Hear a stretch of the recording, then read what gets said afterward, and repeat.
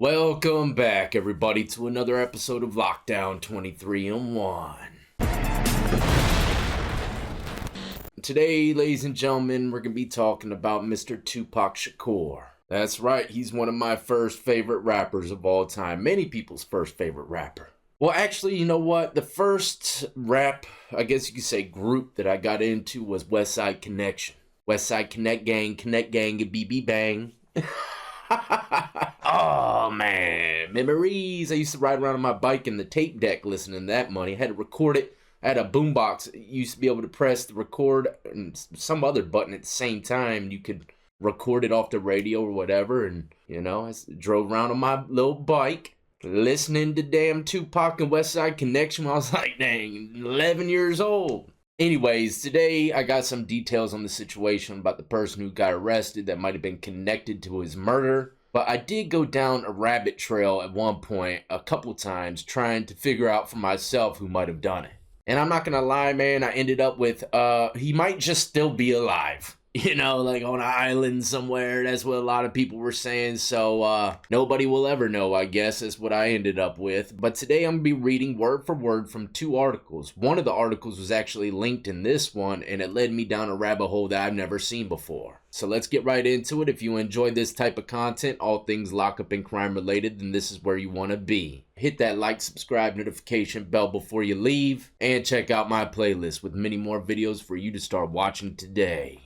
27 years after Tupac Shakur was killed in a drive-by shooting in Las Vegas, police have finally arrested a man in connection with the shooting. The Associated Press reports that Dwayne Davis, aka Keefe D, and I'm not gonna lie, every time I read his name, I think of Keefe Yellowbag Coffee. But Keefe D is a Southside Compton Crips gang member, whose long claim to have witnessed the killing was arrested on September 29th, just the other day. He was charged with one count of murder with a deadly weapon and was denied bail by a judge. The Chief Deputy District Attorney of Clark County said in court that Keefe D ordered the death of Tupac as the on-ground, on-site commander of the Southside Compton Crips. The arrest comes after police executed a search warrant on Keefe D's home in July, reportedly focused on laptops and electronic devices. A grand jury had reportedly been hearing evidence for months. Keefe D had spoken intensively about the shooting in recent years, including in a 2019 memoir, Compton Street Legend.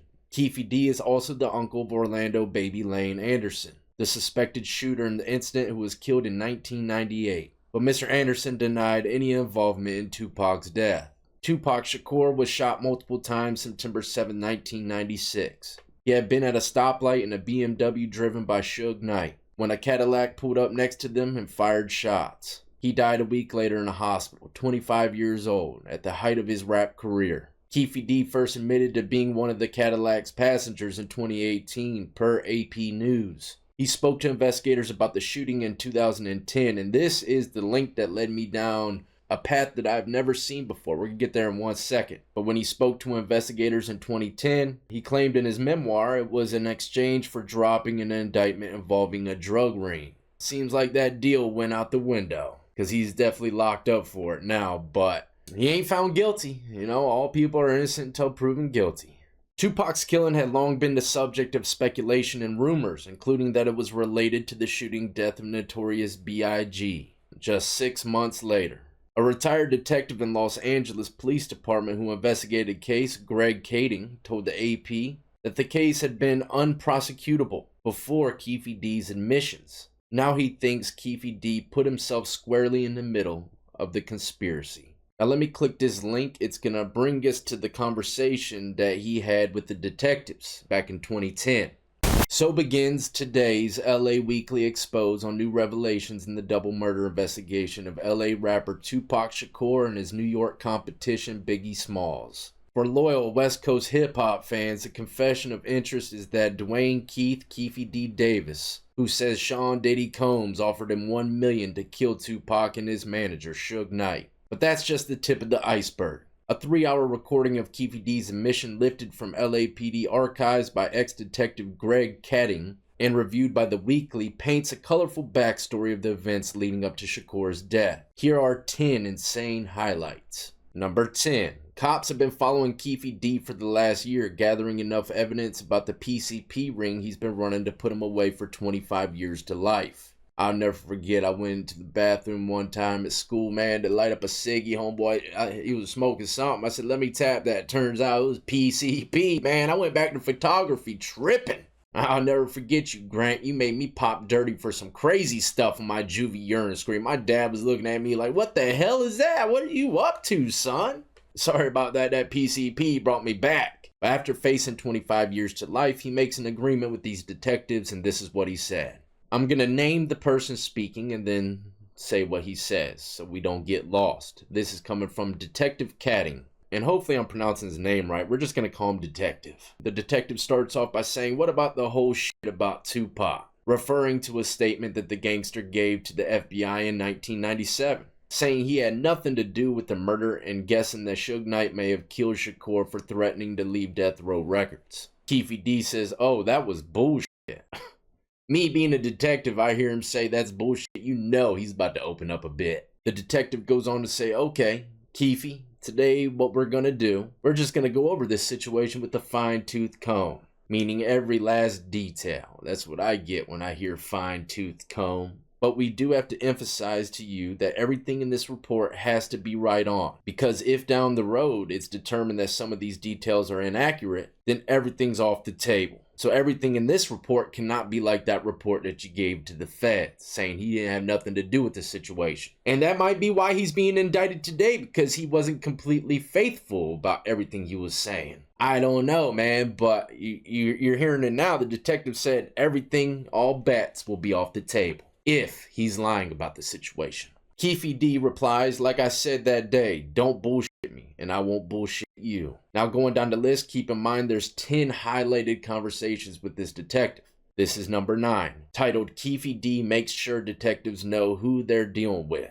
Keefe D says, I'm a dangerous motherfucker without smoking weed, dude. I get mad easy. You know what I'm saying? The detective says, we know you, man. We know what you can and can't do. Federal agent replies, that's how I am without coffee. God, man, these fans, man. He's probably thinking about that Keefe yellow bag too while he's talking to him. Number 8, Keefe D describes the moment his nephew, Orlando Baby Lane Anderson, allegedly shot Shakur. The detective comes in strong asking, so Orlando shot across Dre? Keefe D said, he leaned over and Orlando rolled down the window and popped him. If they would have drove on my side, I would have popped them too, but they was on the other side. The federal agent said, where did Baby Lane get his gun from? Of course, he asks all the good juicy details real quick. He ain't got time. Trying to get that coffee run in. Keefe D replies, a little secret compartment that popped up. The agent says, in the armrest? Keefe D says, yeah. By him reassuring them that, before he even knew what kind of evidence they had, saying that there's a secret compartment is probably gonna, help the Fed to realize he might be telling the truth. The detective says, was it a Glock? Keefe D said, yeah. 40 caliber? Keefe D said, yeah, I ain't ever told nobody that story, man. And usually people don't be telling those stories like that unless they got something major to benefit from it. And in this guy's situation, it's looking like, the 25 years to life. He didn't want none of that. So I'm just reading an article to y'all. I don't know if any of this stamped on is solid, but I'm sure a lot of this stuff is going to be coming up in the courtroom with this recent indictment. Now, number 6 highlighted conversation is Keefe D says he was introduced to Combs through another Crip named Zip, who was also in on $1 million deal. However, Keefe D adds that he personally got on Combs' good side by lending him some of his cars to use in Usher's first music video. Man, even Usher got thrown in the mix a bit in this one. This is the conversation they had pertaining to it. Keefe D says, we met that boy Combs at the BET party, or the BET Awards. It's like 92 or 93 at the club on Santa Monica. And, Mary J was there, and the tall dude used to have the dreads. He's with Aftermath now. What's his name? Federal agent says, Busta Rhymes? Keefe D replies, Busta Rhymes. Me and him almost got into a fight. I was suited. He thought he was all big shit. I was all, we going to beat the fuck out of that boy. He threw his drink on me, and I was like, motherfucker. Yeah, that's the first day I met Puffy Combs. And after that, they used my car in the video. The detective asks, which car was that? Keefe D says, the 64 Chevy I had. What color was it? Keefy D says it was brown. It was used for Usher's video and Puffy was driving the car. That was his first song ever. Usher's first song ever. He was in a Lakers uniform. And Puff Daddy, Mr. Combs, had a little kid dancing on the car. When I got it back, it was fucked up, and he paid to get it repainted. He sent me $2,500 for that. Now, number 5's highlighted conversation is investigators ask Keefy D when the animosity between Bad Boy Entertainment and Death Row Records first began to fester. Detective says, did Puffy have a place out here in Los Angeles? Keefy D replied he used to stay out here if Suge was out of here. He was scared shitless of him. And you know, I heard that about a lot of people, man. Y'all heard about that Vanilla Ice story. Him meeting him in his hotel room, dangling him over the balcony, right? If I remember correctly, about trying to get some, stuff. I don't know, it's just alleged. I watched a little Vanilla Ice docu and he broke it down a bit. It sounds pretty damn terrifying. Suge Knight was a scary guy to many people. The detective asks if that beef had started by then. Keefy D says no, it started when they went out in that award show. Number 4, highlighted conversation by Keefy D's account. Zip Combs and himself discussed a hit on Shakur, once at a concert in Anaheim and a couple times at a Greenblatt's Deli in Sunset Strip. The detectives ask him, tell us what happened that made it something other than just him frustrated and boasting. What made it specific, like, hey, I'm serious, I want you guys to kill these guys? Keefy D said when he told me at Greenblatt's. Detectives said, how'd that go? Like, what was the conversation? The federal agent chimes in again and says, and who is he?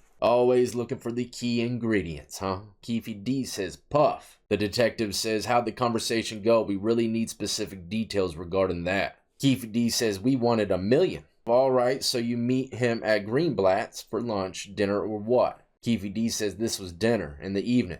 The detective, who else was there? Keefy D, all of us. Corey, everybody, all our crew.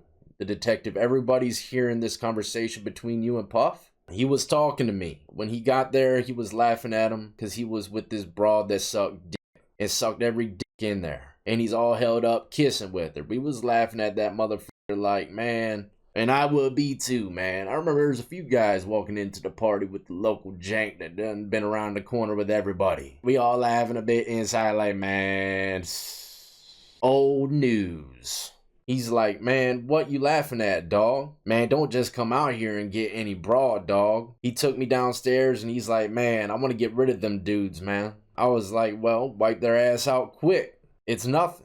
Number 3 highlighted conversation, the motivation behind Combs' alleged order to kill Knight and Shakur, says Keefy D, was fear that the other side would strike first. The detective asks when Mr. Combs asked about Shakur and Knight, would he always bring up both of them? Keefy D said he added the boy Shakur on after he made a record. Detective said before that, it was just Suge. And then after Hit 'Em Up came out, I'm guessing. Keefy D says, yeah, that pissed off Combs. And Hit 'Em Up, man, that was a treacherous song. It would have made me mad too if someone rapped that about me. Now, number 2's highlighted conversation. Keefy D says he knows Suge Knight since childhood, growing up on the streets of Compton. So when Keefy D started hanging out with Combs, he says the death row boss, Mr. Suge Knight, kept badgering him. Like how you meet them guys. Same way I met you, motherfucker, he remembered answering. AKA the drug trade, making the moment they lock eyes during the 1996 shooting even more dramatic. The good old drug trade brings lots of people together, doesn't it? Especially for RICO indictments. Now Keefy D says we came up on Harmon, got to Las Vegas Boulevard and shit. Here he came in that BMW. Broad's like, there's Tupac. We made a U-turn and we wasn't supposed to make a U-turn. And they was in the middle of the lane and we just pulled up on the side and checked every car to see where they was. The detective says, so Lane starts blasting and Suge looks over and sees you? Keefy D says, yeah. The detective asks, so he looks right at you? Keefy D says, yeah, he looked at me. We know each other ever since we was 7 or 8 years old. The detective says he looks over at you and then Tupac's busy getting shot. Keefy D says he's in the back seat or something. I see the bullet go in Suge's head. I thought he was dead. It must have scraped him or something in the head or something. I thought he was dead. So I'm guessing, if someone pulls up, they see him, they're about to get shot, they probably try jumping in the back seat or anywhere. I don't know. Now this is number 1 on the highlighted conversation. Most ironically, Keefy D says he never got the money Combs had allegedly offered him. Word on the streets, according to Keefy D, is that Combs gave half the reward to Zip, and Zip never related back to its rightful owner. This might have been the fateful mistake that led to Keefy D's confession. But this is the conversation. The detective says, since you've been out of prison, have you talked to Zip? Keefy D says, not one time. The detective said, what about Puffy? Not one time. I tried to call them several times. If you would have just given us half the money,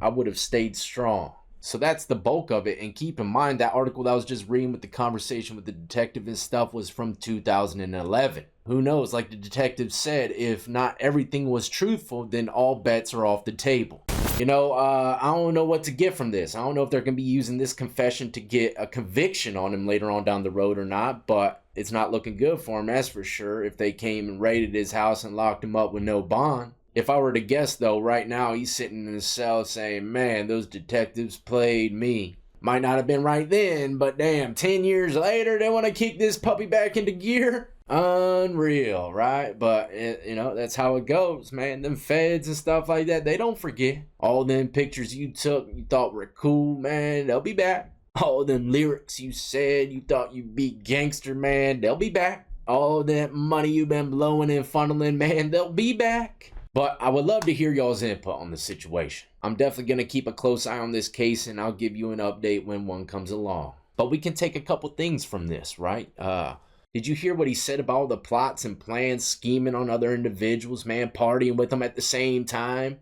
Don't trust nobody. I heard something the other day. The only people that betray you are the ones that you trust. Right? So, I don't want to say stop trusting people. I'm just saying pick wisely.